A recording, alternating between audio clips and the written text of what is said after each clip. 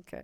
You are in for a treat to learn from this cutting-edge, multimodal, visionary, educator, strategic, genre infuser, savvy context communicator, and overall creative critic par excellence.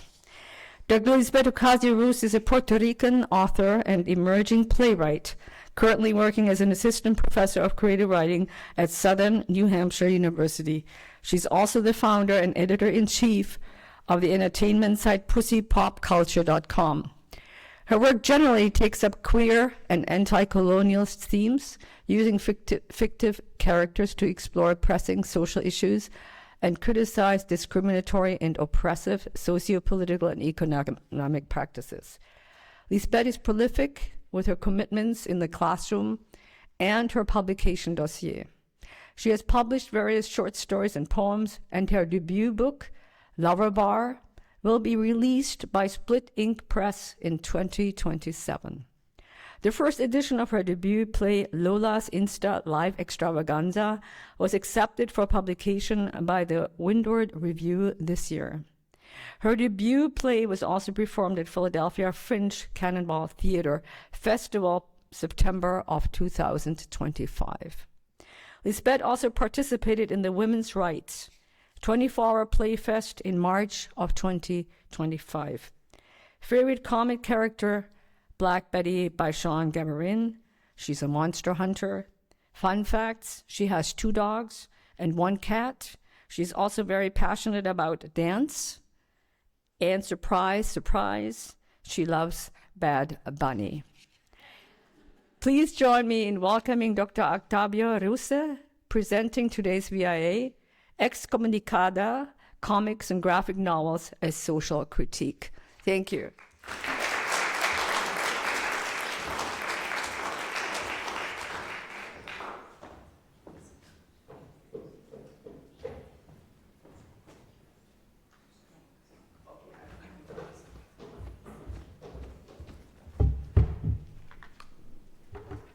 Hi, everyone.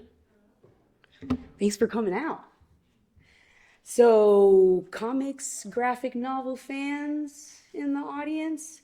A bit. I'll take a bit. That's cool. So I consider myself relatively new to this genre. I think I really started getting interested in it in like 2020, 2021-ish.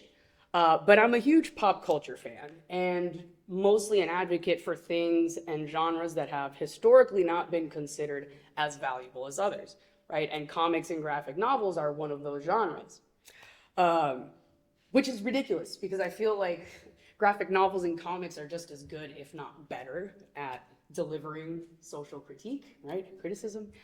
Of course, the attitudes towards this have been changing. They're not as negative as they used to be. We're moving along, but I still think that there's a little bit work that needs to be done. It is cool to see comics and graphic novels being taught at universities. They're being dissected as part of dissertations.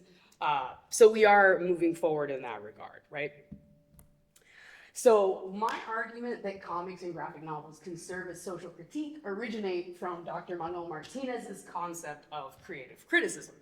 And Dr. Manuel Martinez, he was actually my mentor. He's a professor of creative writing and literature at UT Dallas. And one of his most famous novels is called Los Duros. He has a newer one coming out this year called Fortunate Monsters, if I'm not mistaken.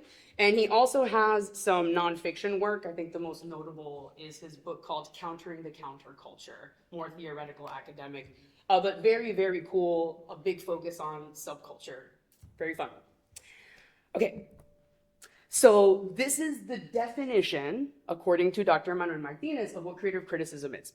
Creative criticism is my designation for American literature that consciously creates a socio-historical critique through the invention of a narrative, most often fictive, that does 2 things. Provides a socio-historical context within itself that represents the external social order of its time and place, and then provides a narrative impetus that meaningfully analyzes the political, economic, and social issues inherent in that context, okay? So we have real places, real issues, but with made-up characters and a made-up storyline, right? But the place, the issues are real, okay? And if we consider, as many people are considering now, that comics and graphic novels are literature, then why can't they also be creative criticism, right? His use, I think, specifically of that word also, most often fictive. I love most often because it leaves a little wiggle room for nonfiction to kind of get in there. Particularly like nonfiction graphic novels, that's what I'm actually thinking about. And I'll get back to that in just a bit. Nonfiction graphic novels as creative criticism. So a few things that creative criticism looks to do, and what I look to do with my work, when I talk about my work, I say writing with a purpose, right? And not everybody has to do that, but it is certainly the way that I feel that I can contribute, I think, to society really, and trying to improve things. So, goals: create a readership capable and willing to intervene in contemporary American politics and its social and cultural institutions, right? So calling people to action. Call out the actors involved in the entrenchment of inequality and indifference in our society, right? So those who can do something, we're calling them to do it, right? Challenge the reader to dare becoming informed, to feel deeply, and thus risk becoming angry, frustrated, and even enraged, right? Daring the reader to feel what other people are feeling. That's what fiction is really good at doing. That's what graphic novels are really good at doing, right?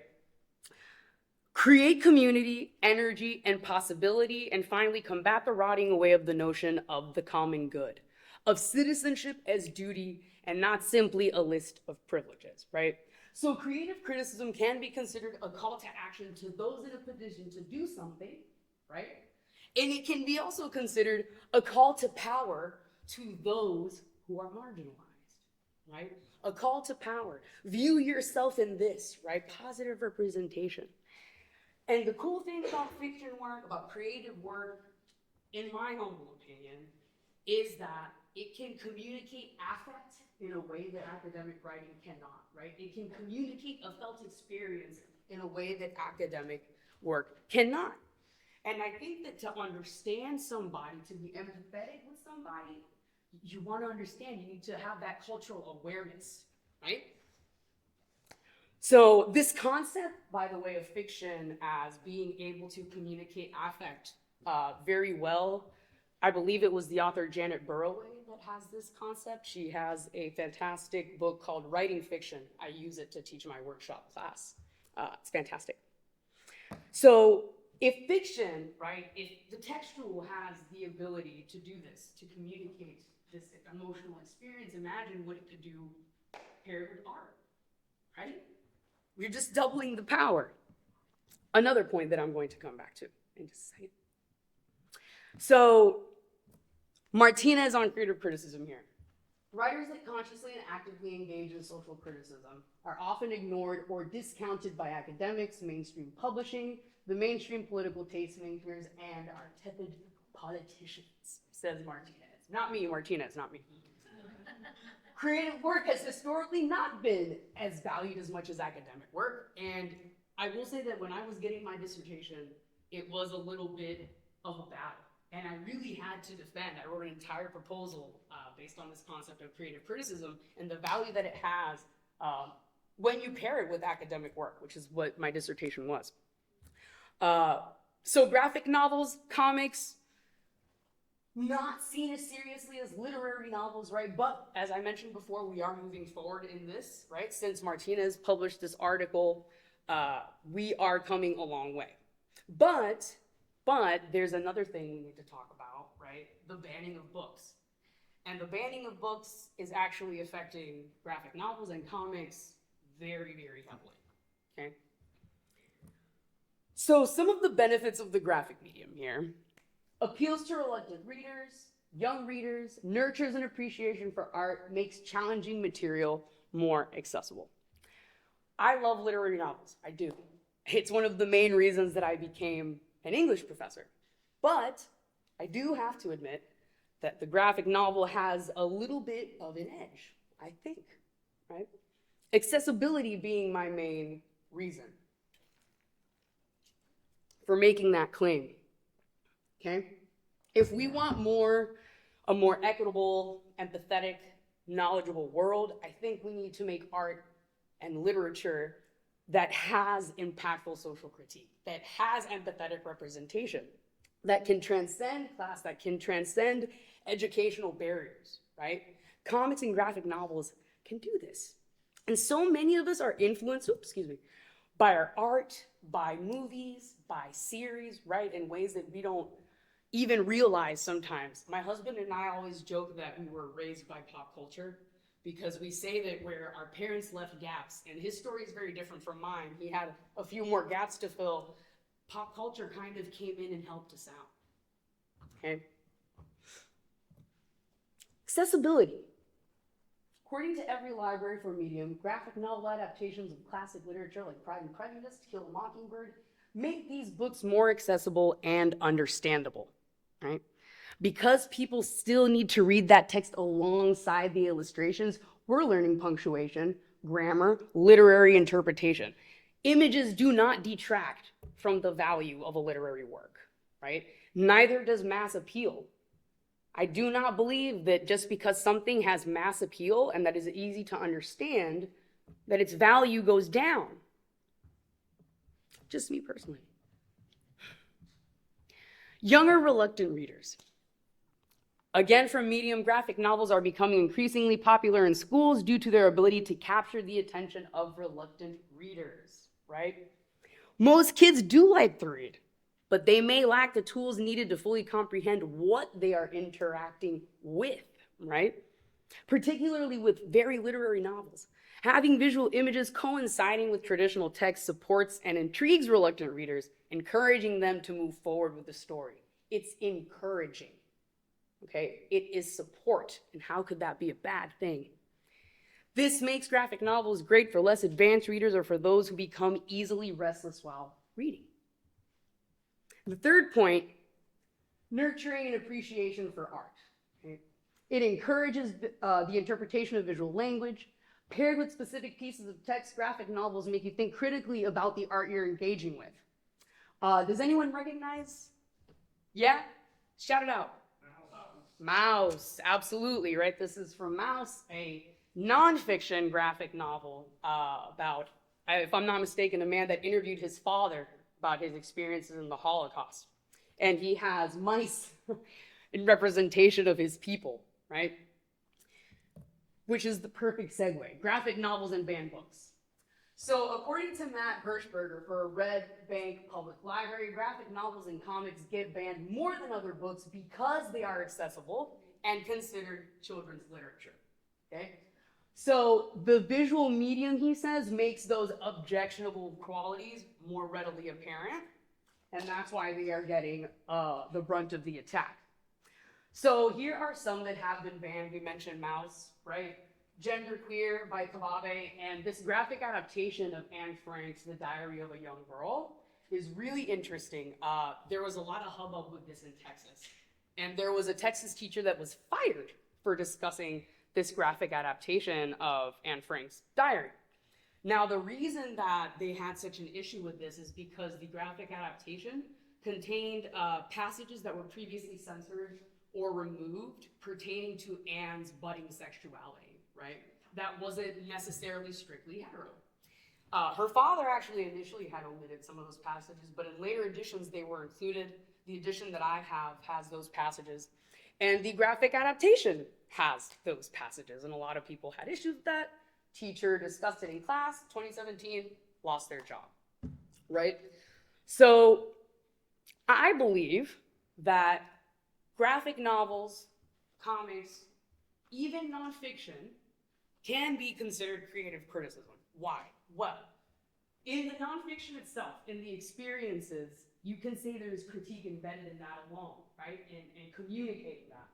But when you take the illustration also into consideration, right? When you choose to artistically represent the words, that choice alone and the choices you make during that artistic process, what am I going to show? What are those colors? How am I going to represent them, right? I think there is social critique embedded in all of those choices that you make, right? So I don't think, if I were to expand on Martinez's concept of creative criticism, I would say that it doesn't have to be just fictional. And I would also say that it doesn't just have to be, because he specifies American literature. I don't think it just has to be American literature. I don't think it needs to be bound by borders or culture, right? I think the important thing is that you have those real issues in those real contexts and characters and storylines that are analyzing those issues, right, in those contexts. That's the important thing here. So, this adaptation of Anne Frank, I do consider that creative criticism. Maus, absolutely, that choice to represent the Jewish people as mice, and I believe the Nazis are as cats. Yeah, right? I'm saying critique, critique, critique, critique. Subtle, but there, right? Okay, moving on. Fictional graphic novels and comics add creative criticism. Okay, so the accessibility of graphic novels and comics makes them the perfect vehicle for delivering important concepts in a reachable way. I also think that the horror genre, which now I'm kind of like moving away a little bit, but the horror genre, which my comic is part of the horror genre, I think is also really good at delivering social critique. Not just in comic form, but TV series, movies, and because that genre, like the graphic medium, has historically not been taken as seriously, there's a lot that I think filmmakers have been able to get away with in terms of critique, which is really, really fun. But graphic novels and comics can make challenging concepts relatable and digestible, okay? Examples that I will give here. X-Men, okay? And before I read the points here, I want to make a point about excellent art that is communicating important concepts, giving us the ability to kind of wake up. And what I mean by this is, when I started my graduate studies as a master's student, and I went into my first literary theory class, I was so out of my depth, I had no idea what I was doing. I was terrified. And I remember going to the professor afterward and telling her, I don't think I'm in the right place, because I don't know what all their students already new stuff. They mention an author and they'd be like, oh yeah, that one text, this. And I felt so out of my depth. And she said, you know what? All you have to do is try your best, show up. She's like, the bulk of it is osmosis. Just try, right? Don't let yourself get intimidated. And I was like, cool. So that's what I did.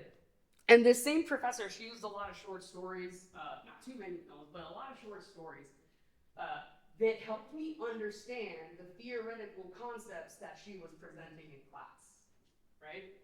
So pop culture, literature, comics can help us understand more challenging academic concepts. I use this in my classroom, in fact. I use pop culture all the time.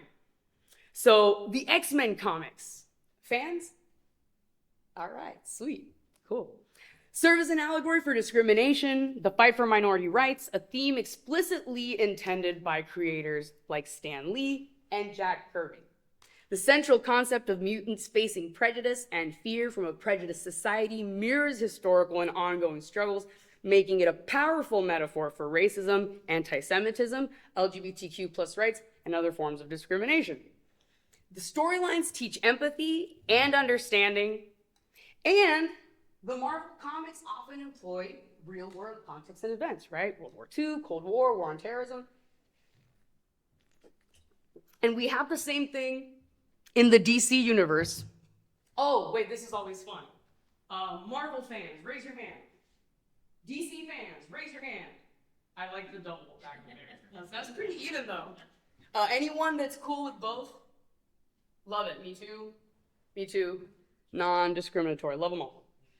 But I will admit that I kind of grew up a little bit more on DC. And I love The Flash. The Flash is one of my favorite characters. I will admit that the series had a little bit to do with that. I really did enjoy the series. But there is one particular storyline in The Flash where they have metahumans, right? So they're kind of like humans.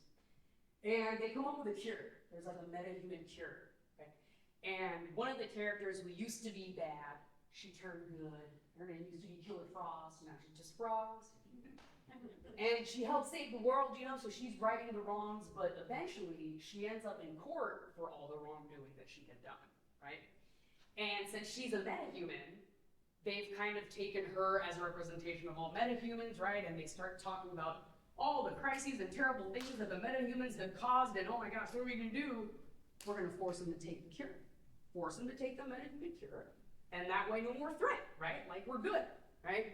So the forcible sterilization of a minority population that is deemed a threat, right? But what's interesting about this is that the people that are leveling the accusations or that are judging our metahuman frost, right, are completely disregarding the system and the humans that contributed to the issues that have been plaguing Central City, right? So, comics, graphic novels, yes. Fictional characters, absolutely. Stories, no. These are real stories. These are real things that we can learn, real things that we can appreciate.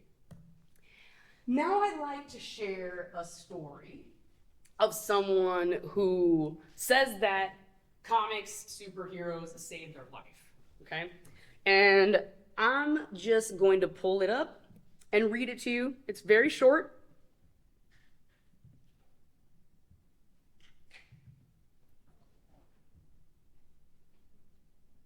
Okay, here we go. Raised by Superheroes by Alex Rodriguez. That metallic copper taste hits me first as my eyes open. I'm nauseated. Everything hurts, but I managed to get up for a body scan. What the F just happened? Memory fails. Status check. All systems are F'd. Internal integrity stands firm, minus the broken nose. After a few breaths, I managed to get up to see my mom standing at the doorway, eyes puffed and raw around the edges. Dad is outside. He wants to talk to you. Her hands shake. Here we go. Either I face more of what I just experienced or I get a talk. Depends on how angry he still is. We'll find out. Limping my way to the backyard, I wobbled, swaying side to side, a helpless mariner on a vessel ravaged by a storm. As I step outside, the nicotine hits my senses with a sharp but sweet aroma. There he is, staring out in the yard with a beer in his hand. He doesn't even look at me. I'm sorry, won't happen again. Promise. He still doesn't look at me. But it did happen again. It wasn't always physical. The psychological and verbal attacks were served up daily. This left me isolated. I was desperate for another home, another family. That's when Professor Charles Xavier wheeled into my life one Saturday morning and gave me a place in his school. Each Saturday brought new challenges to face, new enemies to defeat, a chance for me to defeat evil for once. At home, well, you already know. School was no different for this little brown boy. If I wasn't being picked on, I was feeling like an outcast because other people's homes and personal lives were nothing like mine, completely alien. Ashamed, that's a good word for it. Ashamed at every corner. Fortunately, thanks to Professor X, being an outcast became less shameful and eventually a reason for hope. Each episode that dealt with concepts beyond my understanding at the time, but without even knowing, I learned how to deal with racism, sexism, hard upbringings, abandonment, social justice, humanity as a whole, even PTSD. Wolverine is the epitome of going through traumatic experiences that result in post-traumatic stress disorder. He demonstrates the loss of memory, hostility, mistrust, hypervigilance, social isolation, and self-destructive behavior that characterize PTSD. Without even knowing why, I was drawn to Wolverine. How could I not be? The gaps in memory, the fits of rage, the self-destructive behavior, we had a lot in common. 10-year-old Alex didn't fully grasp this at the time, but the relationship between Professor X and Logan or Wolverine would be my salvation. Professor X ultimately helps Logan piece his memories together. Upon remembering, Logan goes into full berserk mode.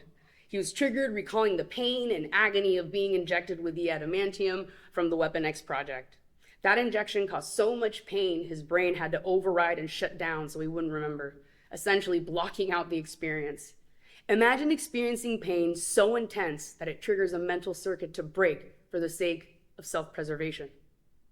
Not even his regenerative powers were able to override the trauma and repair his memory loss. This sounds oddly familiar to this little brown boy. It took a humanitarian like Charles Xavier to help Logan work through his past and resolve the conflicts which enabled his trauma. As a kid, that gave me hope that I'd come across my very own Professor X, a mentor to guide and train me. More so, it gave me hope that I could rise above my past circumstances and come out stronger, better. That's just one example of how the Marvel universe helped mold who I am. There are many.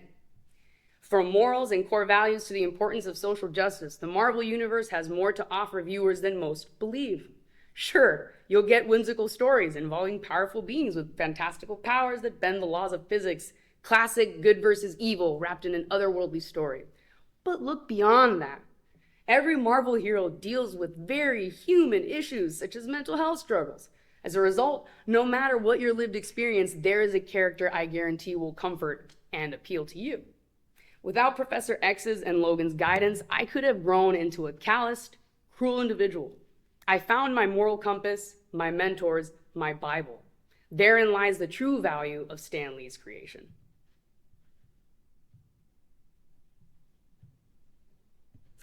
So, an example here that demonstrates the power of what comics can do, right? Because this was him giving testimony to the show. He also has a collection of the comics, graphic novels from Marvel. So, a tale of overcoming abuse and finding family through the work of Stan Lee in particular, right? These comics. And I think this quote here in the middle is the one that best encapsulates the point that I try to make about comics and this graphic medium being so helpful in understanding challenging concepts, right? Each episode dealt with concepts beyond my understanding at the time, but without even knowing, I was learning how to deal with it all, right? Racism, sexism, PTSD, issues in social justice. So positive representation and messaging in fiction are impactful. They can have a very good impact, especially for the marginalized who struggle with isolation.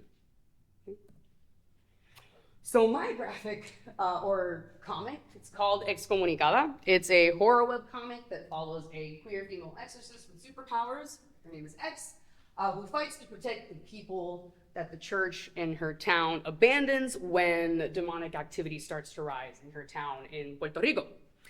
And so she must evade the witch hunt mounted by the local diocese against her to figure out who's performing the unauthorized exorcisms. Of course, they're assuming it's a man. They can't fathom that it's a woman, which works to her favor in this case. So Xcommunicada celebrates humanity. It embraces diverse beliefs through X because in order to defeat the evil, she has to get in touch with her ancestral beliefs. Okay, and interestingly, although this comic, it is a big critique of the Catholic faith, there is also recognition of the good things that I have found in that faith. I was raised Catholic, by the way. You're going to learn a little more about that here in a bit. But first, this is my fabulous, fantastic creative partner, David Baf Galart. He's Venezuelan. And we've been creative partners since, I think, 2021. Yeah.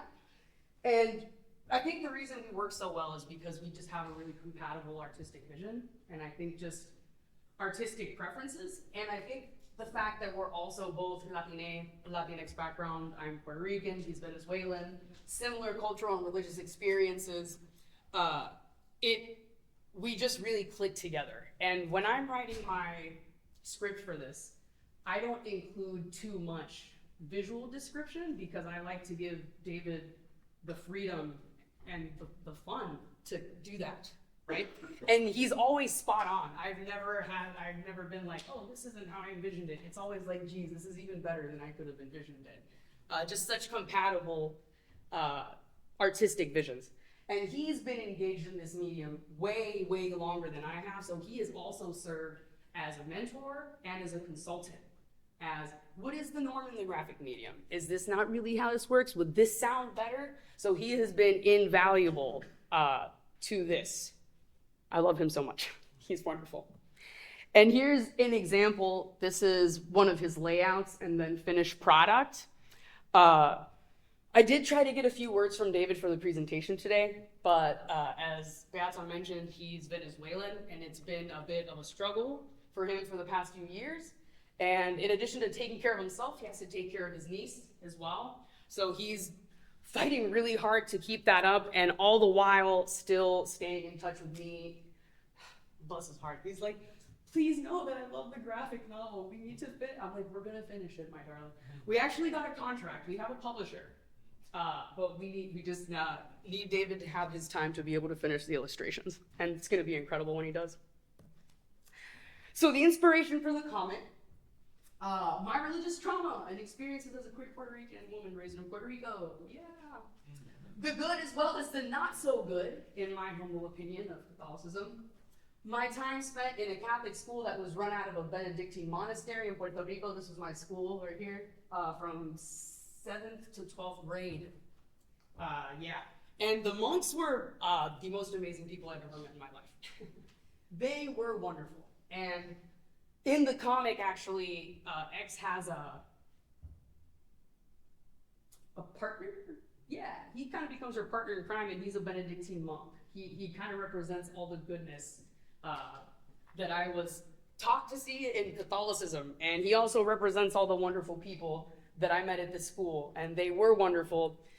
And when I left that school, and I still considered myself quite Catholic, and I would talk to other people about their experiences, and in Catholic schools, the bulk of them were pretty horrific, like their experiences. Mine was not, though. Mine was really quite wonderful. The monks were wonderful. They taught classes, so they were our teachers as well. My academic studies have also influenced this comic, right? Decolonial and indigenous thinking, which is kind of what I focus on. The need to make amends with my mixed heritage, right? So I am the product of Eurocentered colonialism and American imperialism. Here it is.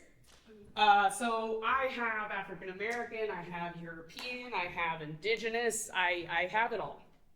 But I look like this. Very, very white presenting, right?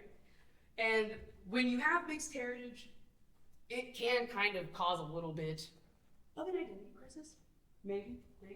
As you're learning about what has happened in the world, how power structures have come to be the way they are, right?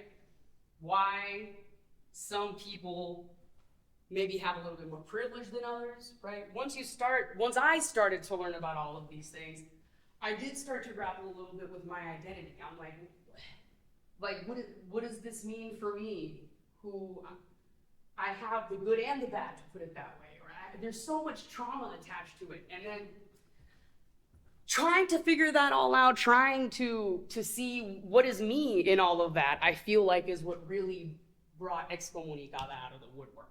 Like me just trying to work through all of that stuff, right? And also my desire for social justice. That's always there. That's always there, not gonna lie to you, okay?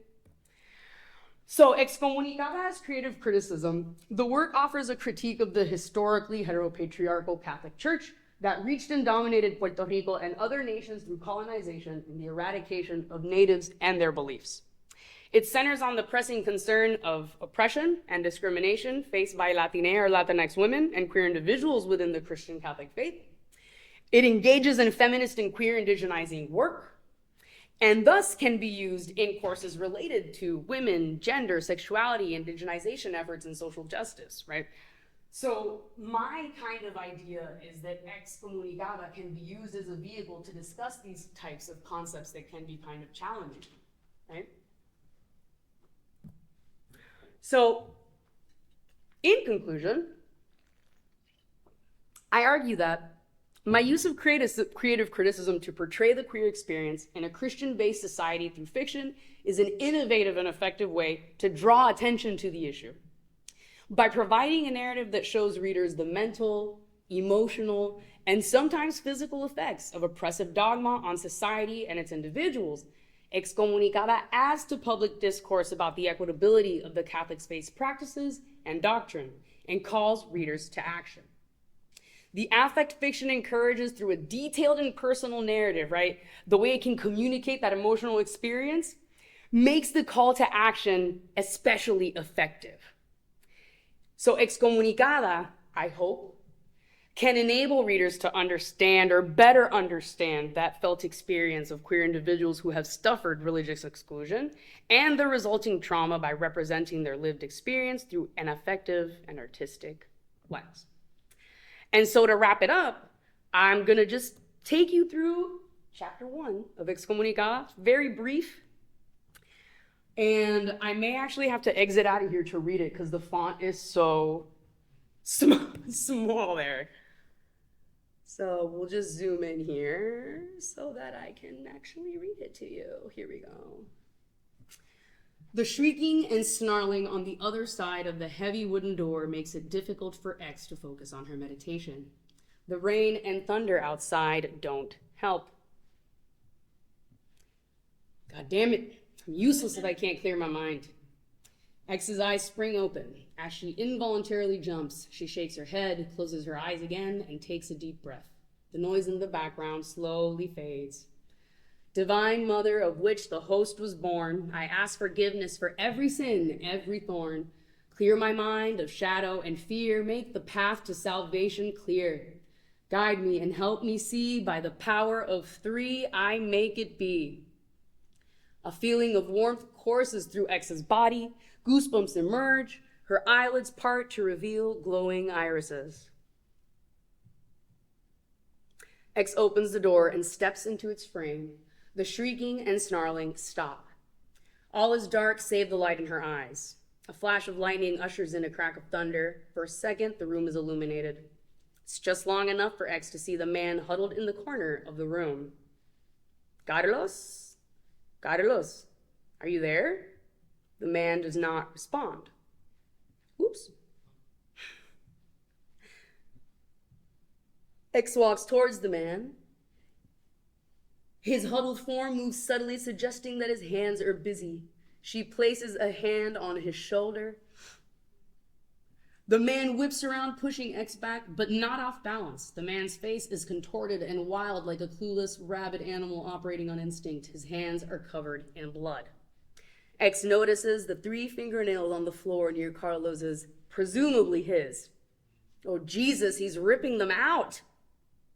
Carlos begins working on the 4th nail, shoving a nail underneath it. X raises her right arm and extends her fingers. In the name of God, I command you to stop. Oh, did I skip over something? I did. No. Here we go. Carlos's body paralyzes and drops the nail. His face is still able to move. That's a neat little trick. Did your precious little monks teach you that too? Or just how to stand by and watch others die? X shakes her head. Get out of my head! It's too late now. It was too late then. Sancte Michelangelo, defendenos in proelio contra nequitam et insidias diaboli esto praesidium. Even if you eradicate me from your thoughts, I'm still here. Not for long, celestial prince, come to the assistance of men whom God has created to his likeness and whom he was redeemed at a great price from the tyranny of the devil. No one can help you now, not even your God. In the name of Jesus Christ, our God and Lord, strengthened by the intercession of the Immaculate Virgin Mary, Mother of God, of Blessed Michael, the Archangel, of the Blessed Apostle Peter and Paul, and all the saints, give me your name. Carlos's chest heaves as his body begins to come out of paralysis. Pathetic woman, you have no power over me, over anyone or anything. You're weak. Even your beloved church doesn't think you're worthy. I command you, give me your name. Unholy demon, it is God who commands you your name. Carlos levitates as his spine begins to bend, forcing Carlos into a position clearly unsupported by his human flexibility. His mouth opens wider, impossibly so. Person! The Lord knows you, person, knower of things hidden, of dark secrets, past, present, and unknown. It is he who commands you. Leave his most humble child, Carlos. Carlos begins convulsing. Animalistic sounds erupt from his throat, and then stillness. He drops with a thud and lays motionless on the floor. X drops to her knees, catching herself with both hands. Her head hangs as her chest heaves. She lifts her head to reveal her face. Her eyes no longer glow. The end.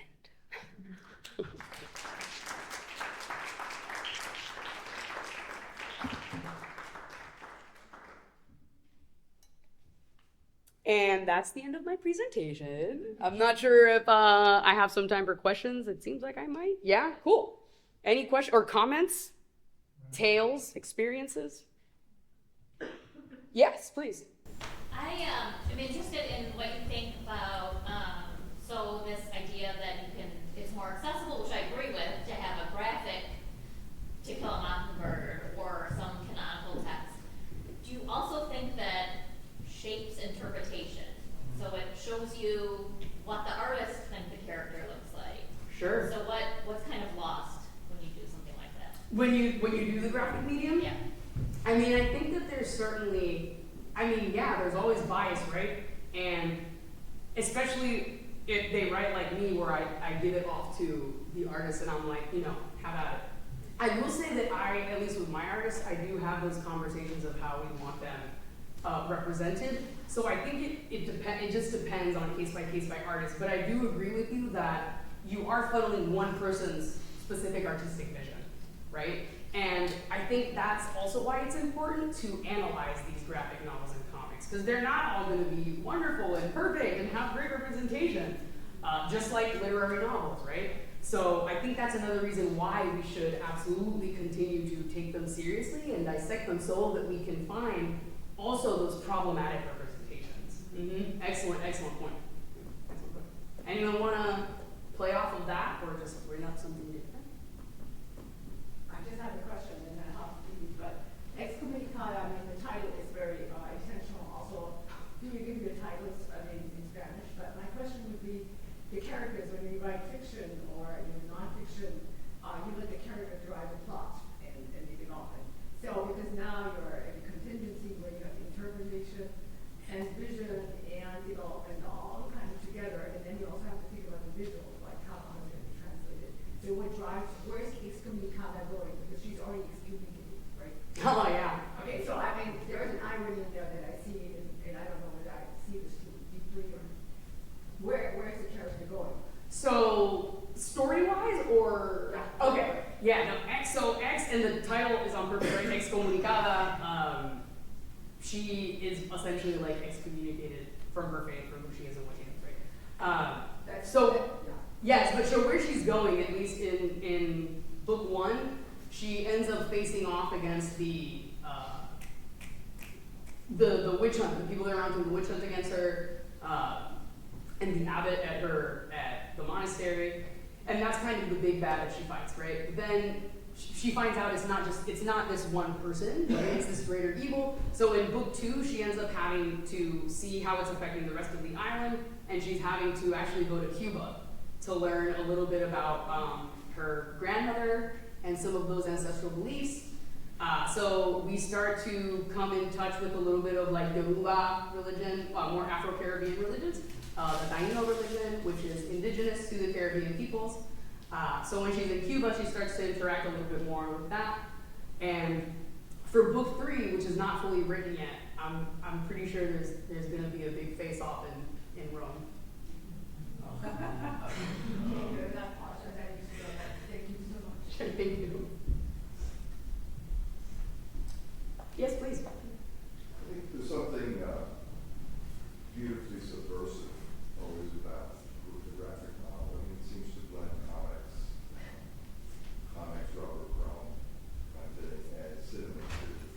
Do you think the resistance to it, is it still vestiges of the comic book scare of the 1950s, or when we cross it over into the academy, something that is necessarily alternative, anti-comedy, beautifully subversive, and then we put Pride and Prejudice. I mean, where's the friction, where's the heat in bringing it over now, do you think? Where's the friction in bringing over? Bringing this, I teach the graphic novels class here, right? Yeah. I'm a available scholar, I Cool. teach film, and they assume I review graphic novels. Yeah, it sounds about right. I really fall in love with the art form. Yeah. So trying to bring, there's always a couple scenes in it that are definitely, hot and crossing over, and just trying to find where the resistance is to, in the academy, where do you think the resistance is to graphic novel? I see. And well, me personally, I think it comes from a hierarchy of artistic value.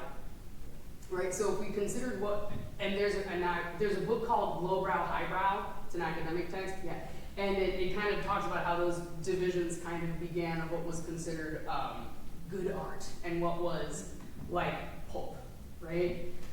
So I honestly think it's a legacy of that, of how the work in comics is not as valuable, it's not as challenging. But you did mention the comic book scare of the 50s. Would you mind elaborating on that a little bit? Yeah, I mean, the comic book burn of the 1950s, right? And so, comics were seen as a corrupting force, right? And so it would corrupt youth. It's seen as being escapist and everything else. So hence the burning of comics. Right. And I wonder that the critique Ray leveled it at comics about being too escapist and then being like, this is bad. This is a bad influence, right? What is it about that was the bad influence? Was it the storylines? Is it the characters? Is it the actions that they're taking? Is what those comics if what the comic is encouraging is any kind of resistance, I think, to a social order, then that's when people start calling it dangerous. So I think that it stems from that, right? The idea that what is being shown here is kind of a threat to our social order. And I even think the branding of it as invalid might also have something to do with that. Yeah. Any other thoughts on that, by the way? That anyone would want to add? No? No? Don't make me talk. I think a lot of it's rolled into gaming, into video games. Yeah, that's the new, it's the new one, right? Bad influence, escapism, horrible. But then you play some of these open world games and you're like, golly, they could be used as such beautiful vehicles too. And I used to be a gamer. I was huge in Nintendo 64, although people here might be too young. No, he's like, I got you, Nintendo 64. I think I dropped out when PlayStation happened. I was like, nope. But these open world games, and I watch my husband play a lot, he's a big gamer, and I'm always tickled by like the different games that come out. There's so much potential for creative criticism. In fact, for gamers, do you happen to know of a game that you would consider kind of critical? Anyone? Yeah, please. Like Detroit Become Human. Oh, okay. What is it, Detroit? Detroit Become Human. It's about like robots and like, the discussion of technology increasing. Oh, cool. Then there is commentary. Hell yeah. So then there's this whole other breadth, right, of games also being considered creative criticism because we do writing for games, right? There's literature all about it. So why not video games as creative criticism? Why not? Why not? You have fictional characters, you have fictional storylines, sometimes in real places. And if not in real place, certainly real issues. Right? No? Yeah. I say like Final Fantasy X is really a comment on like religion and religious fanaticism too. Really? Well, yeah, the kind of main overarching story is that there's this like pilgrimage and they have to like kill themselves at the end in order to save the world. But then it's all like fake. Yeah. Now y'all have got me. I'm gonna want to give a presentation on gaming and creative criticism next. I have to talk to some gamers. That's great. So Final Fantasy IV. What about Detroit Becomes Dungeons and Dragons? Even though it's not a video game, but kids need a lot of food. Absolutely. And they kind of, it's a social situation. Yeah, no, I mean, and even just the D&D, absolutely, because you create a story, you create your characters, but there's this element of socialization when you play D&D, right? You're in a group atmosphere, there's cooperation. One of my favorite things about the game is that it can be very cooperative. In addition to you having like, your own character things or whatever, but I absolutely think that it could be considered, depending on how you're writing the campaigns, any given campaign could be considered a form of creative criticism. And one that's like actively engaging people in a different way than just reading a text would, because you're like LARPing with it, right? Like you're a part of the story, not just by being pulled in, but you're actually performatively like part of the story. That's fantastic. Yes, thank you for that. That's I have a question, Sure. just jumping back maybe on Stacy. So if I've read that graphic novel, To Kill a Mockingbird, have I read Harper Lee's To Kill a Mockingbird? Well, I would have to read both to let you know. My question would be if the text remains the same. What do y'all think? If the text remains the same, right? Well, there's no graphic adaptation that keeps the text, right? I mean, it's edited. They edited down severely. I think you're maybe getting their story, but represented differently. Because it's not discounting the original version, right? I think my point here is that some people don't have the tools to understand the original. Right. And that's not invalidating the original. But what I'm saying is, I don't think that editing it and making it more accessible is not hearing Harper's story. I think it's representing it in a different way so that people, different types of learners, and people with different types of access can engage with it. So, my personal opinion, of course, we are having to edit, right? Like, absolutely, absolutely. But I would fall on the side of, I don't think it's taking away, I think it's wrapping it up differently so that more people can get to it. Although I do think that would be one of the arguments connecting back to my friend back there. That might be an argument that's made to detract from teaching graphic novels and comics in the classroom, saying, oh, if we're editing it down, right, not as good, or what are we losing, right? So that could be another thing that people have, like, because it's an absolutely fair point. Absolutely fair point. And Katie, I think, please go ahead. Yeah. Let's say, it reminds me that a long time ago when I was a college student, I took a Shakespeare class and went to see a play on Hamlet, and it was the same dialogue, but Hamlet was a heroin user. And so the non-dialogue part showed that sort of thing. And so even though it was the same language, adding that visual part to it really kind of changed the story, even with the same language. Mm-hmm. And that's interesting because now we have an adaptation where they're adding story, right? We're not just like adapting, we're also adding this other element, but only visually. That is super interesting. Super interesting. What were you? Yeah, no, my follow-up was, think about the analogy with an adaptation going to film. A lot of the information that's conveyed is necessarily transformed, transmuted into the visual. And so a lot of the visual information coming in, you would absorb the story. So I think it's also akin to that. I mean, you're not going to boil Pride and Prejudice down to a graphic novel. You're not going to. But you can't get all that weight, right? All that exposition in. But you can convey it, like seeing beautiful artwork, or you're just seeing how you use cinematic frames and stuff. That's kind of the burn of that genre, kind of beauty. We were having a discussion about this in class the other day because we're doing Carrie and Misery by Stephen King in gender and text. And I was talking about the adaptations, and I got to a point where I had to remember, I'm like, it's a film, and there's so much that needs to be shifted, right, and to fit into that modality. That all things considered, I thought Carrie was much better than Misery in terms of adaptation, personally. But yeah, right, we do need to transmute, we do need to transform if we're going to look at different works kind of multimodally. And make them kind of accessible to different people. I think the important thing is that in favor of all of this, we don't want to lose the literary either, right? Or undervalue that original literary form. Just make it, open it up to more people. Just open it up to more people. Yeah, please. Now it's on. Film has become accepted as a form of high art, and more recently, television has as well, just in the past few decades compared to film. Do you think this is a similar journey as graphic novels and comics?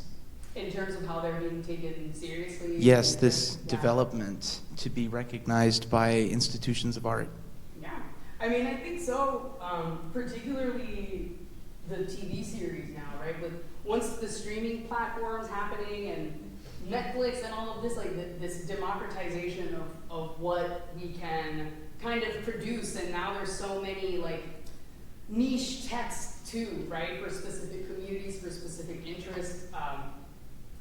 And to your point, right?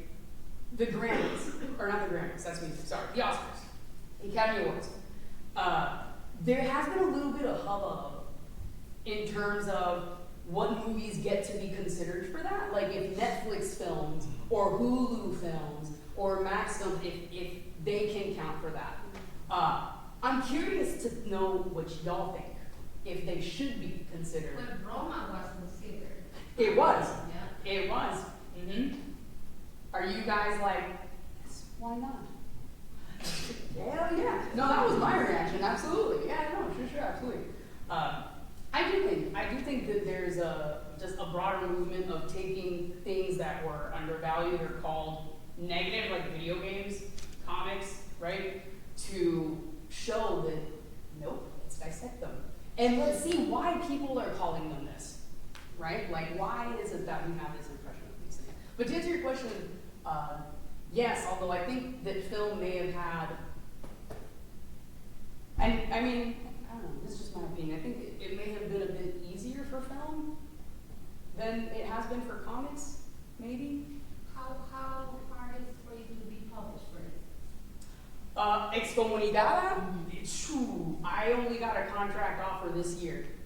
And it was at that same conference that Beata saw me. There was a publisher in the group.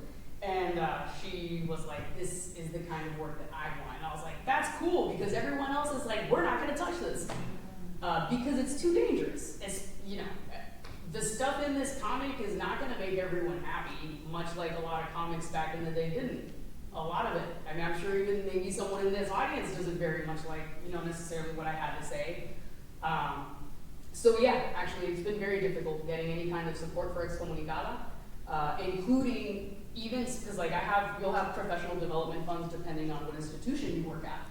And even me applying to get funds to finish, to get this illustrated so I can pay my artist to illustrate it, just not taking it seriously. They don't, it's been an uphill battle. Yeah. All right, we are running out of time. It is noon. So if you would like to continue this discussion, we will be having lunch in Heist Commons, as Coco so helpfully pointed out. In the, As we learned today. yes. Heist. So feel free to join us afterward for lunch, but let's give a big thank you to our presenter.